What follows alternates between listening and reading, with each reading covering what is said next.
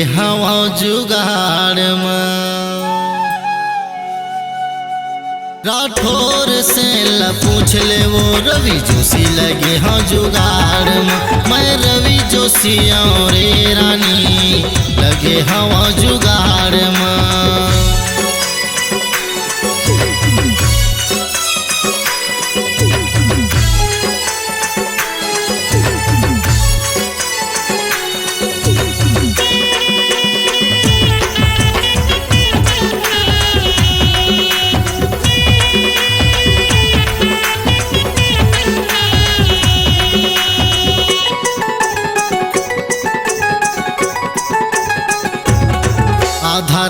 चिकारा बजावे तिवारी सुन राम बाई। गोरे लाल हा चुम्मा मांगता देवे गलारा बाई। सुरबई हा चुम्मा मांगता देवे गलारा बाई। सुनी सोनी झुमरी झुमरी कही के बेच डारिस लोटा थारी। नील कमल हा झोलटू हो गे कही कही के चंदा रानी।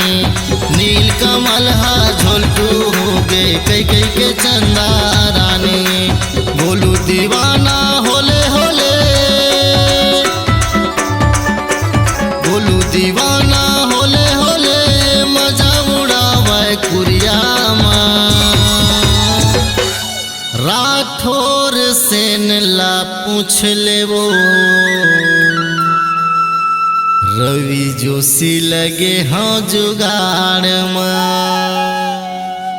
मैं रवि जोशी और रानी लगे हाँ जुगाड़ में। राठौर से ला पूछ ले वो रवि जोशी लगे हाँ जुगाड़ में।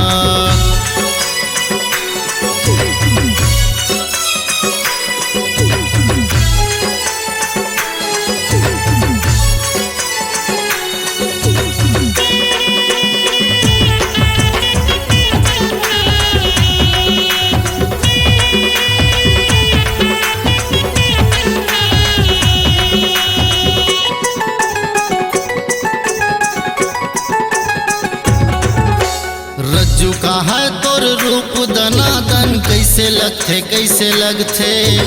काला भैया आमा के चटनी बिगाड़ डारे वो कहते।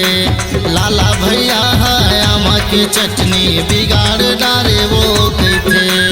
प्रेमानंद कृपाल तोला गुपचुप वो खवाई से। दिल लगी मदिल तोर संग अमृतदास लगाई से। दिल लगी मदिल तोर संग अमृतदास लगाई से। माफी देहू कलाकार भैया हो,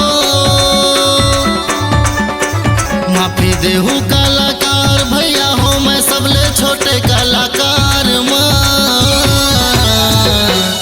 राठौर सेन गवाही है वो रवि जोशी लगे हाँ जुगाड़ में। मैं रवि जोशी और रानी लगे हाँ जुगाड़ में। मैं रवि जोशी और रानी लगे हाँ जुगाड़ में। गुफे का है तोर नैना मजा दू बलावे बहरा खार में। दिलीप लहरिया लगे है वो तोर अगिया के फूक झाड़ में। राठौर सेन गवाही है वो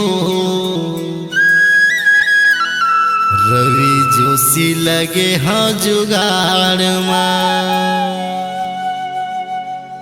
मैं रवि जोशी और रानी लगे हाँ जुगाड़ में। राठौर से पूछ ले वो रवि जोशी लगे हाँ जुगाड़ में।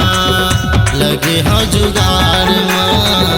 लगे हाँ जुगाड़ में। लगे हाँ जुगाड़ में। लगे हाँ जुगाड़ में। स्वरांजलि स्टूडियो नेमीचंद गली नंबर 2 गंजपारा रायपुर।